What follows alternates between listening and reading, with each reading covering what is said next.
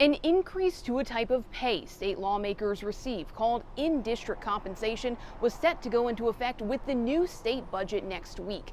But the South Carolina Supreme Court has now put that on hold as it reviews the legality of this raise. This stems from a lawsuit brought earlier this month by Republican Senator Wes Clymer of York County, arguing the way lawmakers implemented this pay raise is illegal. The state constitution prohibits members of the General Assembly from raising their own per diem pay before an intervening election, which is what Clymer argues they're doing with this in-district compensation. That's a monthly direct deposit payment that's flexible on what it can be used for, but is meant for legislative work. The General Assembly voted this year to increase that in-district compensation from $12,000 a year to $30,000. Attorneys for the Senate President and the Speaker of the House argue this raise is legal, and they claim what the state constitution prohibits concerns a different type of compensation that members of the General Assembly receive. Some lawmakers have noted this pay hasn't gone up in about 3 decades and say this increase is long overdue.